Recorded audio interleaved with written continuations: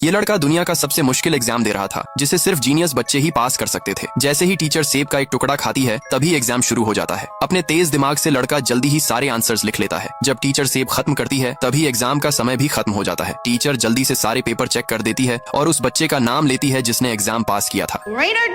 सब बच्चे हैरान हो जाते हैं, क्योंकि सिर्फ एक बच्चे ने ही एग्जाम पास किया था। दुनिया भर के जिन बच्चों ने भी एग्जाम पास किया था, वो दूसरे राउंड में पहुंच जाते हैं। लेकिन तभी टीना की पेंसिल गटर में गिर जाती है। इसकी दोस्त भी मदद के लिए नहीं रुकती। तभी रियार्ड इसकी मदद के लिए रुकता है। अगला एग्जाम शुरू होने में सिर्फ 1 मिनट बचा था। तभी रियार्ड अपनी पेंसिल तोड़कर आधी टीना को दे देता है। टीना बहुत खुश होती है और यह लड़के से वादा करती है कि वो कभी न कभी इसकी मदद जरूर करेगी। दूसरा एग्जाम शुरू हो जाता है और इस बार क्वेश्चन बहुत मुश्किल थे। बच्चे घबरा जाते हैं। एक लड़का तो इतने मुश्किल क्वेश्चन देखकर एग्जाम हॉल से ही भाग जाता है। यहाँ तक कि रियार्ड भी क्वेश्चन पेपर देखकर उलझन में पड़ जाता है। लेकिन टीना सारे आंसर्स लिख लेती है और उठते समय यह एक छोटा सा कागज रियार्ड की ओर फेंक देती है, जिस पर सारे आंसर्स लिखे हुए थे। टीना रियार्ड की मदद का बदला चुका रही थी, लेकिन रियार्ड पर्ची को दूर फेंक देता है। ये ध्यान से क्वेश्चन पेपर की तरफ देखता है। तभी इसे एक सीक्रेट पता चलता है कि हर आंसर अगले क्वेश्चन में छुपा हुआ था। यह एग्जाम दरअसल ध्यान और समझ का था। जब टीचर फिर रिजल्ट की घोषणा करती है, तो यह जीनियस लड़का फिर से पास हो जाता है। आखिर में सिर्फ 5 बच्चे ही तीसरे राउंड में पहुंचते हैं। इस बार कोई क्वेश्चन नहीं थे। इस बार इन्हें पूरे कमरे को काले या सफेद स्क्वायर पर पैर रखे बिना पार करना था।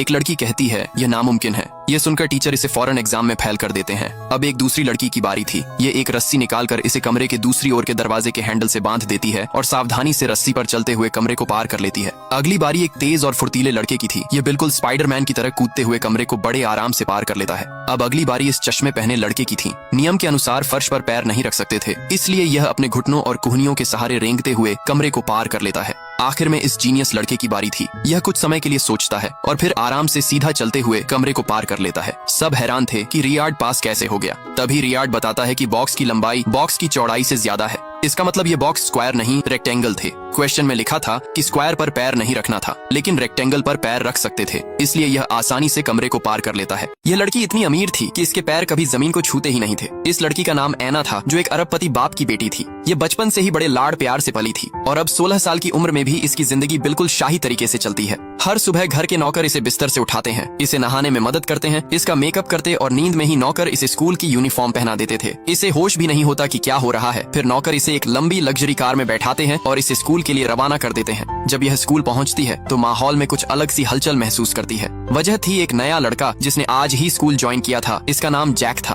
बाकी लड़कियों की तरह ऐना भी इस लड़के पर तुरंत फिदा हो जाती है। ये जैक को देखकर उसमें इतनी खो जाती है कि अनजाने में ही यह इसके पीछे खेल के मैदान तक चली जाती है। तभी अचानक एक फुटबॉल सीधा आकर इसके मुंह पर लगती है। ये गिरने ही वाली होती है कि तभी जैक इसे पकड़ लेता है। ऐना जमीन पर गिरने से बच जाती है, लेकिन जैक के प्यार में गिरने से नहीं बच पाती। ये रोज जैक की तस्वीर अपने साथ लेकर सोती थी। जन्मदिन पर यह अपने पिता से कहती है कि मुझे जैक से शादी करनी है। जल्दी ही पिता अपनी बेटी की यह इच्छा भी पूरी कर देते हैं। ऐना का सपना पूरा हो जाता है। इसकी शादी जैक से हो जाती है। लेकिन शादी के बाद जब ऐना जैक के घर जाती है, तो इसके होश उड़ जाते हैं।